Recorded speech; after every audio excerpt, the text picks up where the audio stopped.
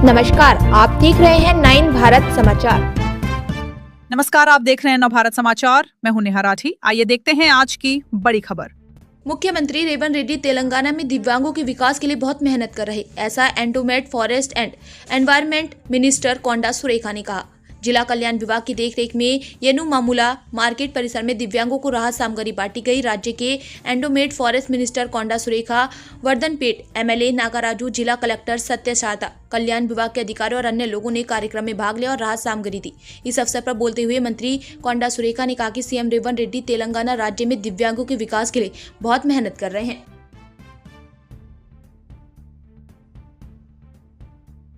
అవి ఈరోజు మన ముఖ్యమంత్రి గారు మన అన్న చెప్పినట్టుగా ముఖ్యమంత్రి గారు మరి మీ గురించి చాలా ఆలోచించి ఒక చైర్మన్ కమిటీని ఏర్పాటు చేసి వారి ద్వారా మీకు ఏమేమి అవసరాలు ఉన్నాయి అవి తీర్చినట్లయితే మరి మన ప్రభుత్వం వాళ్ళకు అండగా నిలబడాలనేటువంటి ఒక ఆలోచనతోటి ఈ కార్యక్రమాలు తీసుకోవడం ఏదైతే ఉందో మరి చాలా హ్యాపీగా ఉంది.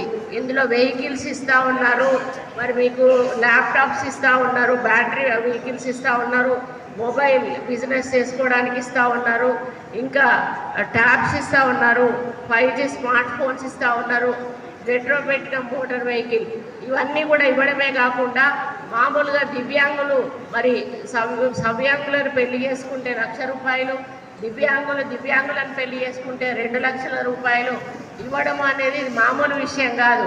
మరి దాని ద్వారా ఒక చిన్న బిజినెస్ అయినా కూడా మీరు పెట్టుకొని మీ మీరు బ్రతికేటువంటి అవకాశం ఉంటుంది.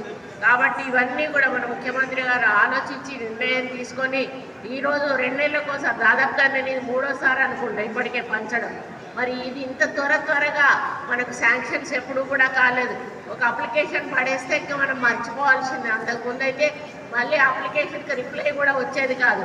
కానీ ఈరోజు అట్లా కాదు, మనం అప్లికేషన్ పెట్టినాక 1-2 నెలల లోపలనే మనకు దానికి మరి శాంక్షన్ లెటర్ రావడము, వెంటనే అవి తీసుకొచ్చి మీకు పంపిణీ చేయడము అనేది నిజంగా ఈ మన ముఖ్యమంత్రి గారు చేస్తున్న చొరవ వల్ల, మరి అదేవిధంగా మన చైర్మన్ గారు కూడా చాలా